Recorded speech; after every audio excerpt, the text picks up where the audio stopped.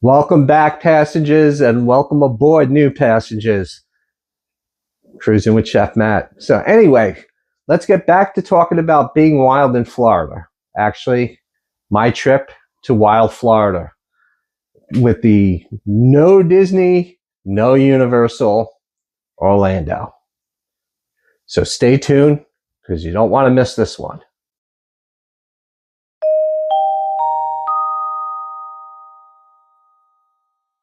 When we were discussing our trip to everywhere but the major three, we decided on going to wild Florida. Yes, Gatorland is almost alike, but I just saw the more experiences in wild Florida that I thought my son would love and us as a family. One of the things that they have there is airboats. Now, when we were deciding this, I took too long and wound up losing out on going 9 o'clock in the morning. We went at 10. Try to avoid going at like 10, 11, 12. There's not a lot of alligators out. It's when the weather's really hot. But we did get to see probably 2 or 3 big alligators going through the one part of the Everglades. We saw a ton of birds, heron. There was also a lot of baby alligators that we did get to see. The tour guide gave explanations like this: if you keep going this way, it brings you up to this, and you wind up in this lake, and this. It was just a real amazing experience. I loved every minute of it. My son hated it only because there was a little girl kicking the seat behind him, and it was annoying him. But kids will be kids. After the airboat, we did the safari. Safari's great.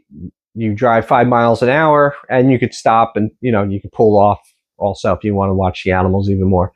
It takes about over an hour to drive through the safari. A lot of great animals. What made it even more fun when we got up to the gates and going through, my son said, "Dad, could you put on Lion King soundtrack?" And it was a great idea. It made the experience even more fun. Now at the end of the safari, there's giraffes. There's a stand, and you can pay $5 and feed a giraffe a piece of romaine lettuce. I love doing that. It was cool. That's the closest I've ever been to a giraffe. You weren't allowed to touch a pet, so that kind of stunk. But if your thing is petting animals, well, guess what? This is the best thing about this place. So if you like what you're seeing, please hit the like and subscribe button. The best thing about wild Florida is if animal encounters is your thing, they have plenty. Since we've been back, they have an otter experience, sloth, giraffe painting experience, African porcupine, ring-tailed lemur. There's also a sloth experience. And then there's what we did, the capybara. I gotta tell you, those things were pretty cool. I mean, it was like petting a giant wiry guinea pig. It did rain, and when the rain slowed down, they let us go in the pen with them. And it was a little muddy, but who cares? It was great. We're feeding them apples and lettuce and everything. It was a great experience. Loved it. After our experience with the capybara, we did walk around the zoo. We did feed the alligators. It looked like charcoal we were feeding them. But there's also fishing poles to feed the baby alligators. We didn't do that. We did, and I know, well, Chef Matt, aren't you supposed to be talking about food?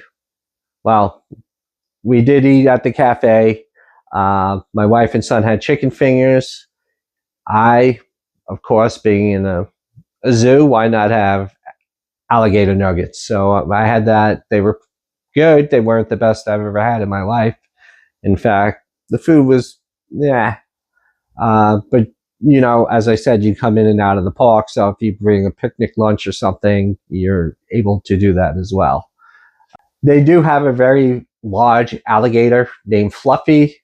Fluffy does a show. But if Fluffy's not in the water, Fluffy's not doing a show. And I guess when you get to be Fluffy's age, nobody's going to argue with a big white alligator now, are they? Anyway, great experience. I highly, highly recommend, if you're not doing any of the major theme parks, go to Wild Florida. Have yourself a great day.